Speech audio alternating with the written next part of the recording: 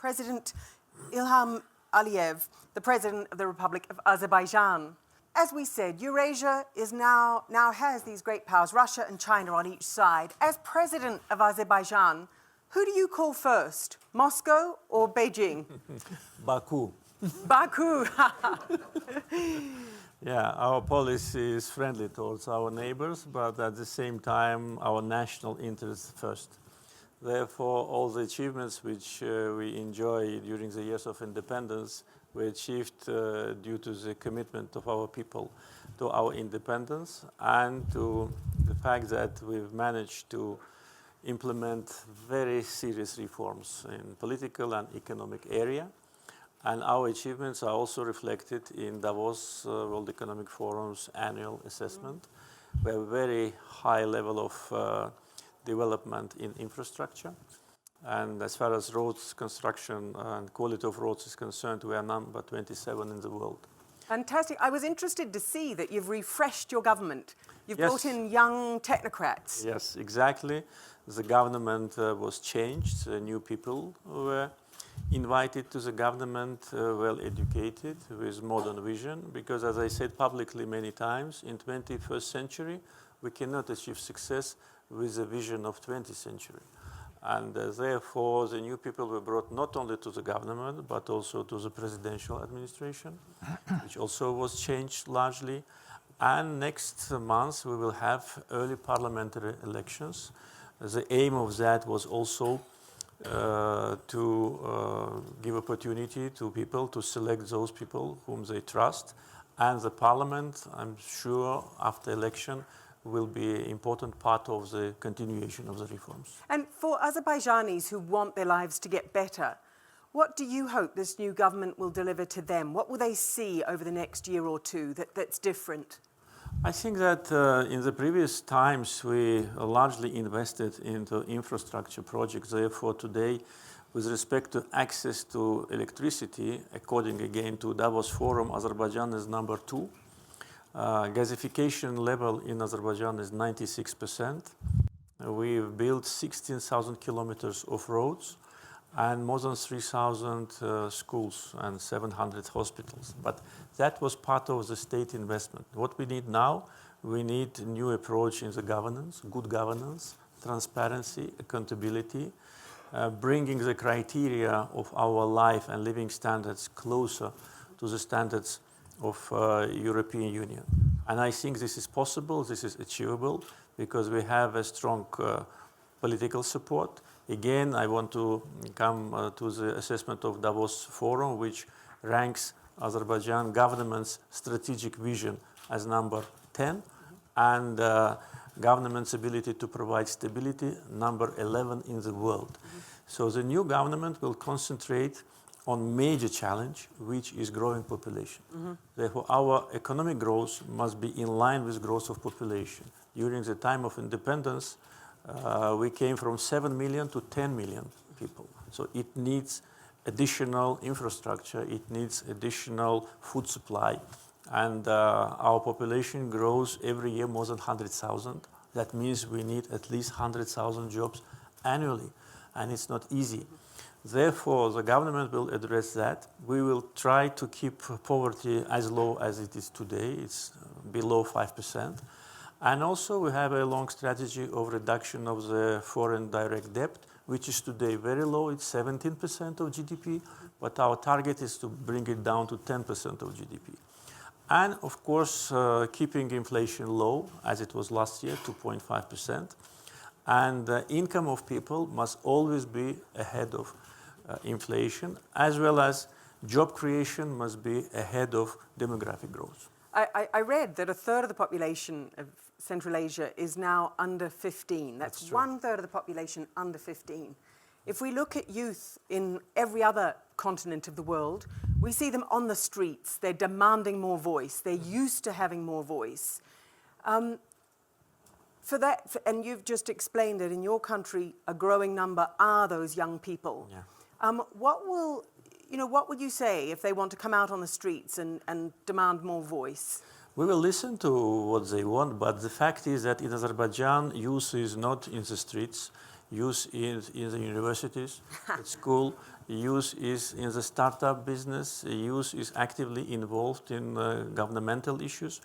We have launched a very huge volunteer movement, and tens of thousands of people have been trained in the public services sector as volunteers. And then we recruit these people, those who have good results, to the governmental institutions. And frankly speaking, when we see in different parts of the world youth on the streets, it's because of dissatisfaction. Dissatisfaction with their life. They lost trust in their governments. The governments use populistic slogans to come to power and then cannot deliver what they promised. Actually, they lie. And the main reason for that is irresponsibility of politicians. Because we see in many countries, not only in Europe, but in other places, that one government comes, immediately the head of government is under fire. People elect him or her, and then within 1 year, he or her loses all the credibility. That's because the promises were given which were not been possible to implement. In Azerbaijan, we always keep our word. We never say something we cannot deliver. And year after year, living standards of our people is better. Thank you, President Əliyev. President Əliyev, do young people in Azerbaijan, do you think they share that vision, this aspiration to be part of a regional organization and delegate sovereignty to that regional organization? Is there grassroots support for that idea in Azerbaijan? I don't think so. I think the main idea and the main ideology of Azerbaijan, including the young generation, is sovereignty, independence, and reliance on our own resources. And me as a president, one of my targets was to transform Azerbaijan into a self-sufficient country, that the country does not depend on anyone. In other words, economic independence was the main priority because this is a foundation for political independence. Of course, different countries have different agenda. Economies of different countries is more vulnerable than others. As far as Azerbaijan is concerned, once again, our geographical location is very advantageous. Plus, we invested largely into creation of modern infrastructure. Second, as you mentioned, our generation is very young and we have extra labor resources and very creative. And of course, we are rich in natural resources, oil and gas, which create energy security for us. And therefore, our relations with our neighboring countries and the big number of partners are based on mutual interest. And plus, in every issue related to our presence in that or other international body, we look at the pragmatic side, what it will give to us. If it gives us more economic incentives, more opportunities for business, more stability, more security, of course, we are considering that, and we are members of a number of international institutions. One of them is non-alignment movement. What is your bright hope and or your worst nightmare for the region? President Əliyev. I think the most important now, especially taking into account the regional situation and new emerging conflict zones, is regional stability. We don't have internal risks in the country, whether it's political risks or economic risks.